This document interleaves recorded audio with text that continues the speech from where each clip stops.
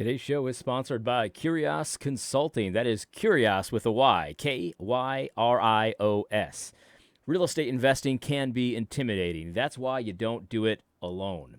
Kyrios Consulting gets you from no real estate to your first rental property. My friend Steve did it right here in New Hampshire, and he wants to help other Christians do the same. Visit consultingbykyrios.com. Again, that's with a Y, consultingbykyrios.com. No more excuses.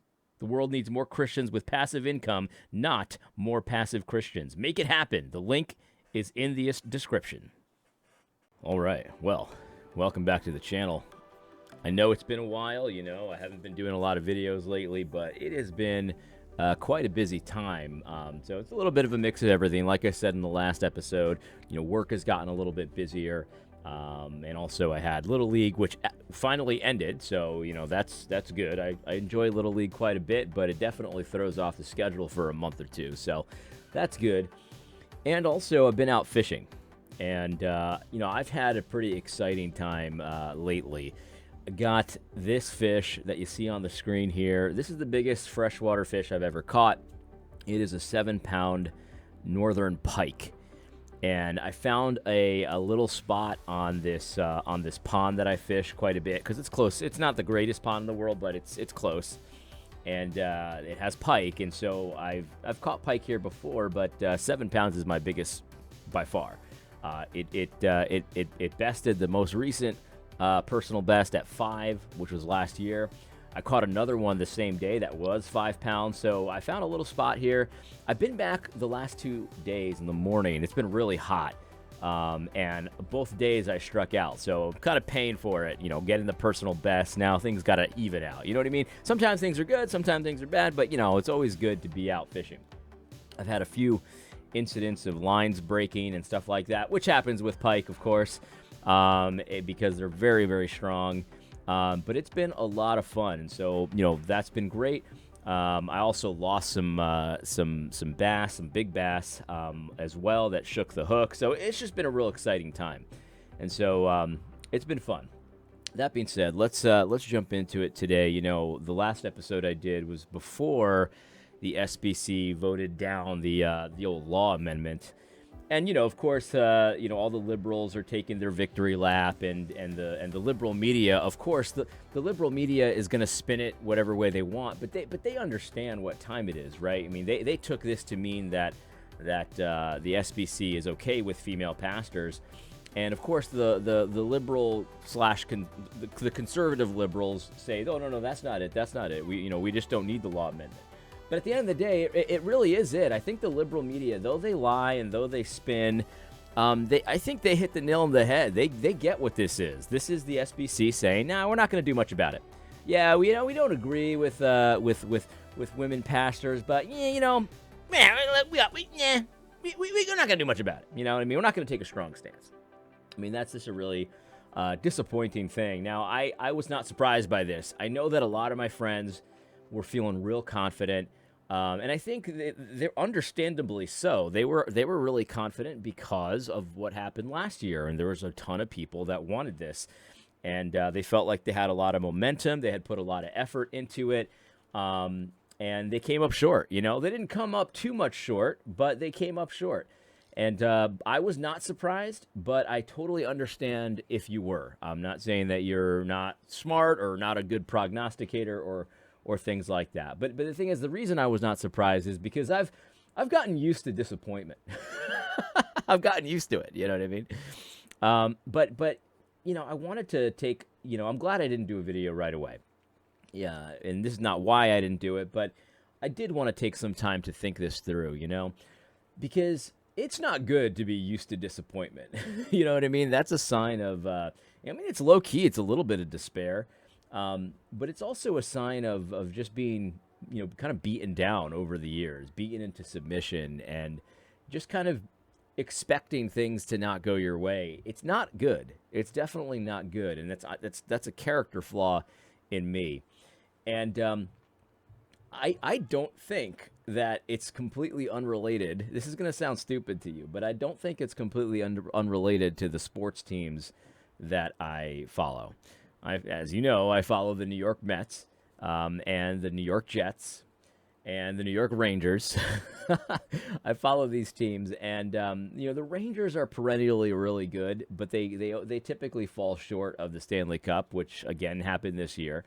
But I can't really say the Rangers are part of this because they're usually pretty good. But the Mets and the Jets, it's me and my brother try to predict like how are they going to disappoint us this year? You know what I mean? Like what's going to be the story? Because they always seem to manage to get you to believe again, and then they just crush your dreams like as if it was nothing. You know what I mean? And I'm speaking just in hyperbole. I mean, I'm not that into sports in the sense of like it ruins my day. It doesn't. It definitely doesn't ruin my day.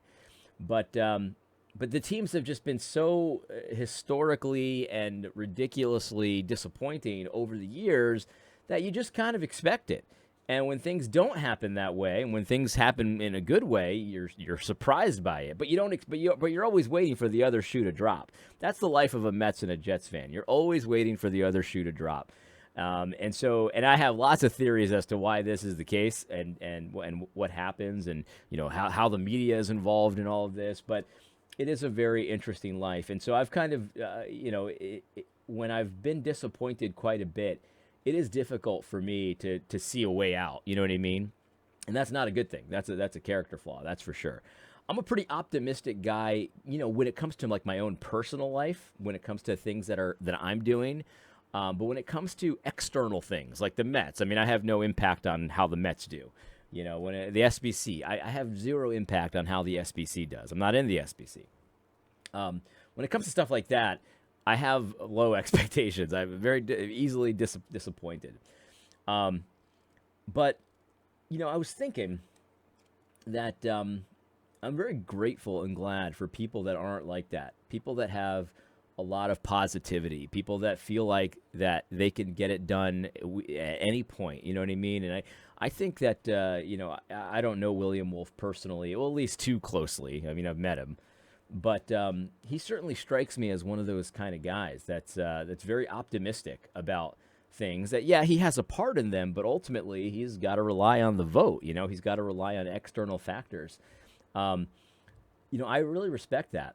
And I really like that in like, look, I know people in my audience, some people think that pro sports is just the bread and circus show, and it's not good. It's a net negative. I actually don't think so. I think pro sports is good. And it's not good that pro sports is gay, and everyone's flying their pride flags and stuff like that, and all that. And of course, it's not good to be too obsessed with pro sports. I mean, everyone knows people like that, and I pity those people. But pro sports is good. I really do think there's a lot of good in pro sports.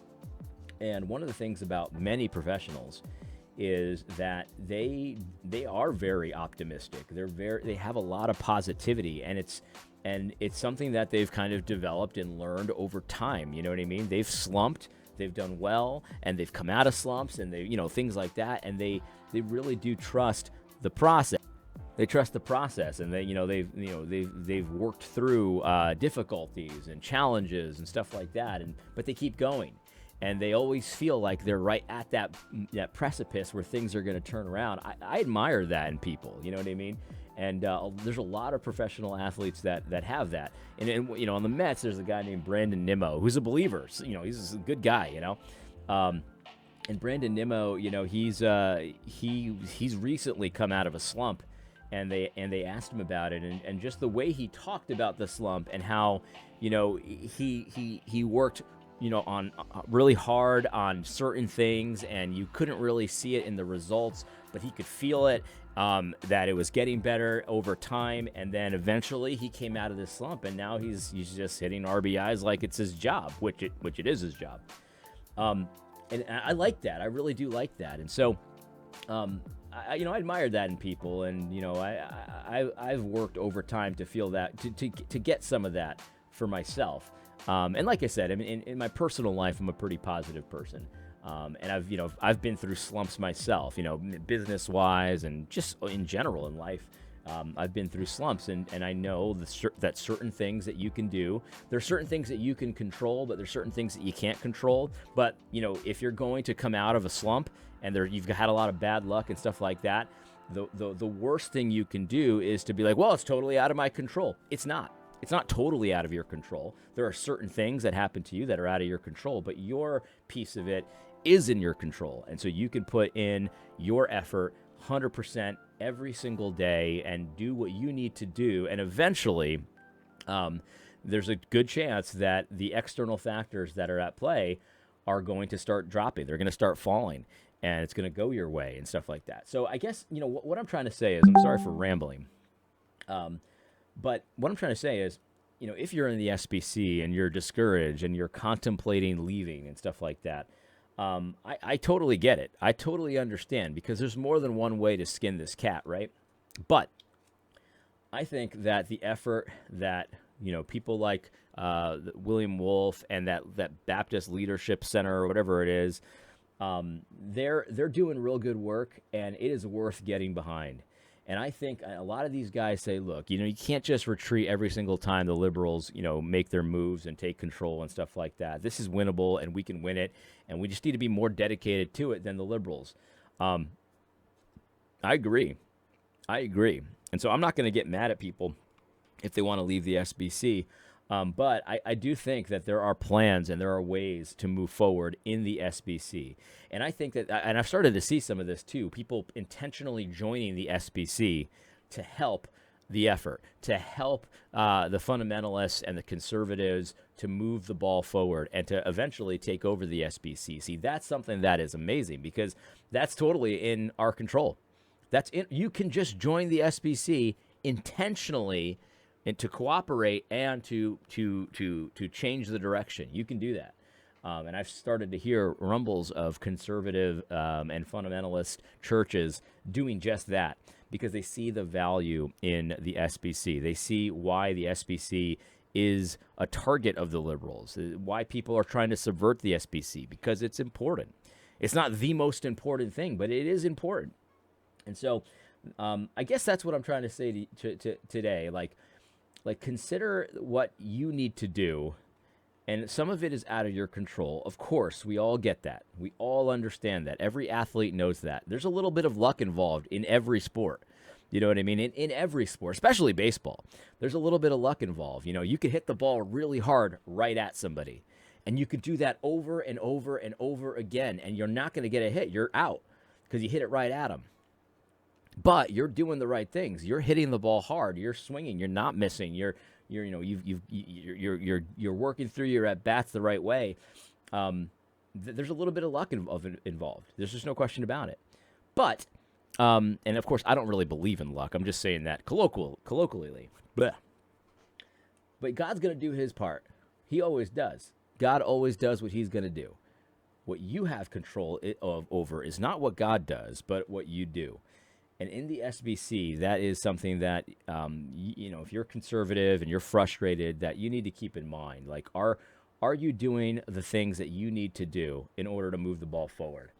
Are you doing the things you need to do? Are you doing your part? Are you doing your job? That's the key. That's the key, man. Fishing's like that too, man. Like, I can't make the fish bite. Sometimes they just don't bite. In fact, just today I saw a couple of big pike follow my lure, and they just did not bite. They followed it, but they just did not bite. I could see them in the water. And I tried a few different things. I tried a few different, retrieves and stuff like that, and they just didn't bite. I can't control that. I can do my part, though, and I can try different things, and I can try different spots, and I can, be consistent about things. I can do my part, and eventually one day the 7-pounder is going to bite. Now that I got the 7-pounder, though, I'll tell you this: my next target is 10 pounds. These things get really big. I mean, this is like probably maybe a 12-year-old fish, something like that. But these things get enormous. I mean, these can get 40 pounds plus. In this pond, probably not. In this pond, I've seen probably 15 pounders, maybe a little bit more, so double the size. That's it. I'm going for 10. That's the thing. I want to go for double digits. That's my next goal. And I'm going to keep trying things until something works. In any case. But yeah, I see a lot of people that understandably are blackpilling, and then I also see a lot of guys like William Wolf that are just saying, hey, look, guys, you cannot blackpill about this. You just cannot. You just got to get right back to it. And this is the thing. Another thing about sports is that there's always next season, right? When you fail, You can get right back to work if you want to. You know what I mean? You can wallow in your failure, or you can get right back to work because it's your job. It is your job when you're a professional athlete. And when you're in the SBC and you're a pastor and you're a messenger or whatever, it is your job. It is your job before the Lord. You know what I mean? And so I suggest get right back to work. Get right back to work and make it happen and make those connections and put in the time, put in the effort to attract more like-minded people to the SBC so that they can it's amazing. I mean, it's absolutely amazing that this is the battle that's happening, the female pastor battle. It's just unbelievable. But that's where we're at. That's the fight that's in front of us, and that's where we got to go. That's what we got to do. I encourage you all, man. Listen, I hope that you find this encouraging. Reach out to some of these guys at the Center for Baptist Leadership or whatever it's called. Yeah, man. Like there's so much more that we can do. We can get you put in good effort. You can always get better. That's another thing about pro sports too, man. Like, no matter how good the player is, you see them taking their batting practice. You know what I mean? Aaron Judge takes batting practice every day, and he's the best hitter in the world. He's the best hitter in the world, and yet he does his batting practice every single day. There's a lesson there. He's not too good for it. He thinks he can get better. And, man, I hope he doesn't. I hope he doesn't get better because he's the most amazing hitter I've ever seen. But he thinks he can, and he's working towards it. We can all do that. So I hope you found this encouraging. I hope you found it helpful. Get out there. If you're a fisherman, I wish you good luck and all that kind of thing. And we'll jump back to some kind of reaction response video soon. Those are usually the best. But I wanted to address that today. In any case, hope you found this helpful. God bless.